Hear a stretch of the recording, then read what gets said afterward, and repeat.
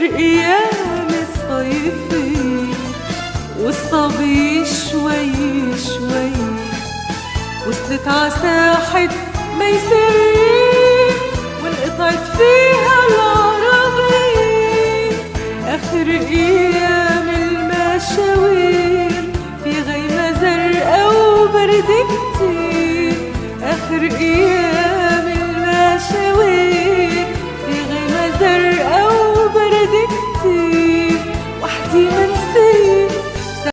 يا مساء الخيرات عليكم، اخباركم ايه؟ وحشتوني جدا جدا. عارفه ان انا متاخره عليكم، بس جايه لكم بقى النهارده بوجبه كامله، وجبه اكل كامله. يعني هعمل معاكم الرز بالخلطه بطريقتي، وكمان الفراخ الستريبس. وجبه لذيذه لعيالنا بيموتوا فيها، بيحبوا ياكلوها بره. طب ليه ما نعملهاش في البيت؟ هقول لكم بقى، يلا بينا على الطريقه. طبعا اول حاجه عندي حطيت 5-6 معالق من الدقيق، توم باودر، بصل باودر، بابريكا، ضفت مثلا لو عايزه تضيفي بهارات فراخ ممكن تضيفي. وكمان هنزل بيه الكاتشب، لو عندك كاتشب هتحطي مثلا 2-3 منه، وكمان مايونيز هيبقى تحفه جدا. اهم حاجه بقى الملح والفلفل. اكيد اهم حاجه في القصه دي كلها، هنبيت الفراخ في التلاجة لمده 24 ساعه. دي بقى التركايه اللي ممكن تخليكي كده تدوبي من طعم وجمال الستريبس. حقيقي جربوا القصة دي، يعني هتعملوها بكرة، لا اعملوها من النهاردة، بيتوها في التلاجة.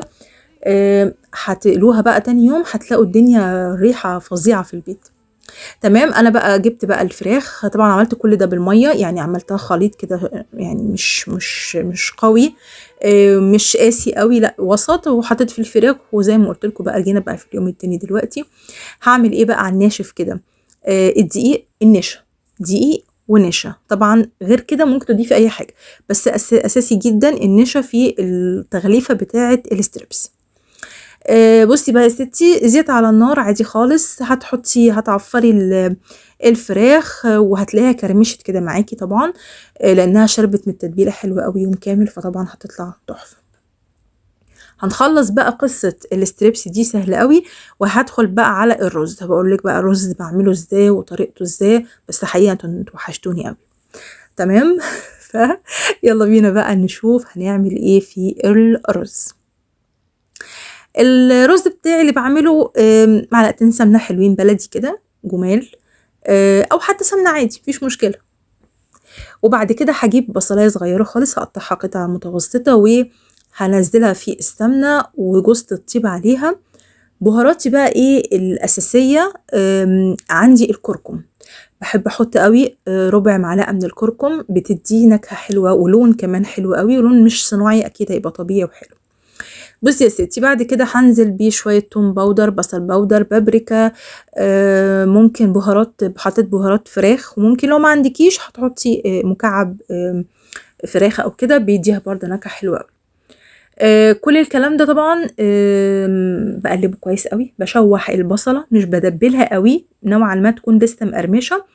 وبعد كده معلقة كبيرة من الصلصة، مش الطماطم العادية، لا عايزاها صلصة تدي برضو تيست حلو. وهقلب كل الكلام ده مع بعض، زي ما قلت لكم، لحد ما البصلايه كده الاقيها ايه، يعني ايه، اغمى عليها شويه، ريحت، فاهمين؟ وهسيب بقى كل ده يعني ياخد غلوتين 3 على النار، بس على نار هاديه زي ما قلت لكم عشان البصله ما تتحرقش مني.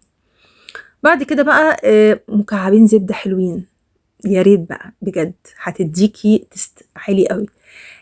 ما عندكيش ولا يهمك، عادي خالص، حبه زيت كده زي الفل. تمام. وهقلب كل القصة دي مع بعض، وبعد كده هبدأ هعمل ايه بقى يا ستي. هجيب المية المغلية تمام من الكاتل، وهنزل بيها.